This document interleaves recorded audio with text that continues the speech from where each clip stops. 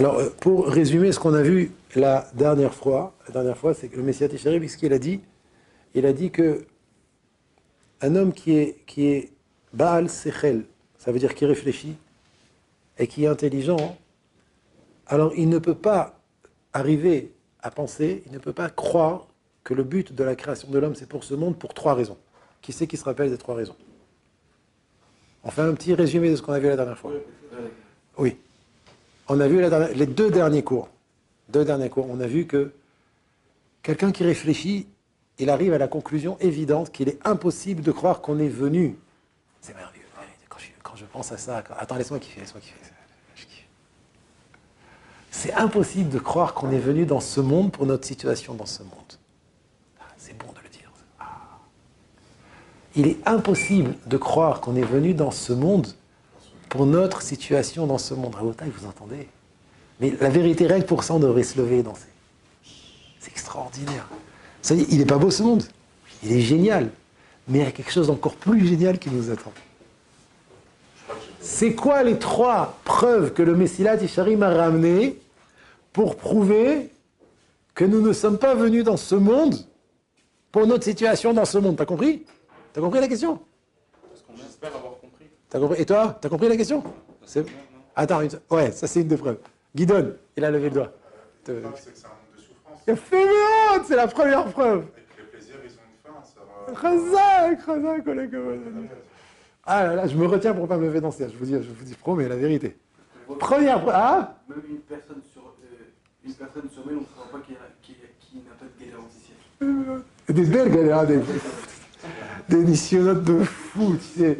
Bifni et bachout, dans ta tête, dans ton ventre, à l'extérieur, partout, de tous les côtés, ça mitraille. Première preuve. Donc, comme dans les mots de Guidon, c'est une vie de souffrance, des préoccupations, des inquiétudes, des peines, des misères, des maladies, des guerres. Waouh! On n'est pas venu pour ça quand même. Le Créateur, il est extraordinaire, il est infini, il est génial, il est bon. Il nous a créé. Vas-y, souffre, frérot, souffre! Pas possible. Deuxième preuve. Et en plus, ça se termine par la mort. Ce qu'elle a dit Ruben. Deuxième preuve. Ça, c'est la même preuve, tout ça. Tout ça, c'est la même. Les plaisirs de ce monde, ils ont une fin. Et ça, c'est extraordinaire. Si c'était un vrai plaisir, il n'y aurait pas de fin. Parce que tu sais que ça va venir, la fin. Et quand ça va finir, le plaisir, il sera fini. À plus forte raison, quand les plaisirs, ils sont très courts. 10 minutes, 20 minutes, 1 heure, une journée. Mais la journée, elle prend sa fin. Et quand tu souffres après les plaisirs, c'est pas possible. Deuxième preuve, c'est que si on était venu dans ce monde, tu me descends, pour ce monde, oh là là, Binyamin, Kolakavod. Alors Akadosh Baruch Hu n'aurait pas insufflé en nous, le Créateur n'aurait pas insufflé en nous une âme qui est aussi sublime, aussi extraordinaire, qui est supérieure aux anges eux-mêmes. C'est notre âme, comme on a vu avec tous les tzadikim, ils sont Baal Neshama, Baal Nefesh, ils font ce qu'ils veulent des anges. Et les anges, on sait très bien que c'est une création extraordinaire. Notre Neshama, c'est une Bria, une création qui est au-dessus des anges. Donc c'est pas possible qu'une Neshama aussi Kdosha, aussi Eliona, et on la ressent, cette Neshama. Ça nous arrive à tous de ressentir cette Neshama. C'est pas possible qu'on ait été créé pour les plaisirs de ce monde. C'est pas la peine de nous mettre une Neshama pour profiter des plaisirs de ce monde. Regarde, les chiens aussi, ils ont du plaisir dans ce monde. Les goyim aussi, ils ont du plaisir dans ce monde. C'est pas la peine d'avoir une Neshama pour kiffer ce monde. Pourquoi cette Neshama, à quoi elle sert? Et enfin, troisième preuve, c'est la résultante. Enfin, c'est la suite de la deuxième preuve, je vous écoute. C'est quoi la troisième preuve? Hein? Même une personne sur 1000. Non, ça tu l'as déjà dit. Ouais, ça c'est dans le premier, ça. Ça c'est dans le premier. Que 999 personnes souffrent dans ce monde, et même le millième, 1 millième qui ne souffre pas. Allez! Tu te rapproches? C'est que quand on vieillit, même sauf à la fin, même à 100 ans... Ça c'est la première preuve toujours, c'est que même celui qui profite de ce monde, 1 sur 1000, il arrive à 100 ans et termine. La troisième preuve, celle qu'on a dit en dernier. Je vous aide un indice. On fait un beau mariage entre une princesse et un paysan. Ah, elle ne sera jamais satisfaite, on n'est jamais satisfait. Tout ce que tu lui as fait, le monde. Elle est pour Guidon, c'est sûr que on n'est jamais satisfait, et elle n'est jamais satisfaite, c'est la même chose. C'est sa Neshama qui parle. En tout cas, c'est clair, Ken, c'est que la Neshama, elle n'a aucun plaisir des plaisirs de ce monde. Ce que vous ressentez, Rabotai, ce que je vais vous dire, c'est très fort. Très, très fort. Écoutez bien ce que je vous dis. Ce que vous ressentez comme plaisir du corps, dans ce monde, c'est pas la neshama qui a du plaisir. C'est le corps.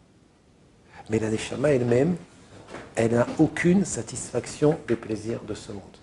Et le Messie Sharim, il dit, rappelle-toi l'exemple. L'exemple, c'est une princesse. Une princesse avec un paysan. Le paysan, il amène du camembert avec un bon bordeaux rouge dans un verre.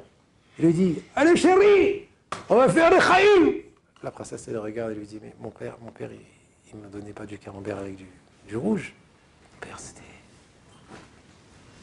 Alors d'accord, je vais t'amener du saucisson avec le camembert et du vin rouge. Tu vas kiffer, hein, ma chérie? Peut-être.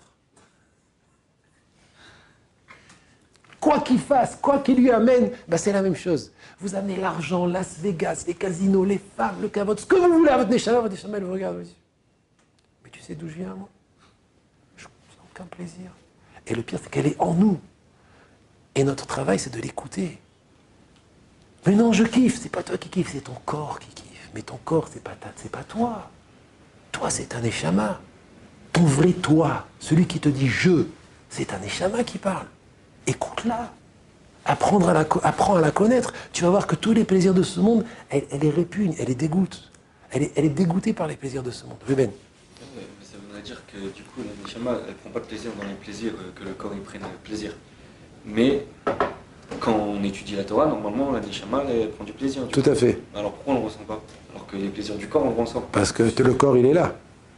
Le corps, il est présent. Le corps, il est... Tu aimes le foot? Avant, ouais. Mais moi, j'aime bien jouer. En tout cas, il y a ce qu'on appelle, il y a ceux qui sont à domicile et ceux qui sont à l'extérieur. Tu connais, enfin moi, à mon époque, il y avait l'équipe qui recevait et l'équipe qui se déplaçait. L'équipe qui reçoit, elle est plus forte que l'équipe qui se déplace. Ah là, les supporters, ils connaissent, ils sont chez eux, et tout. Ben, le corps, il est chez lui. Ici, il est chez lui. Donc, à la base, il a plus de force que la neshama.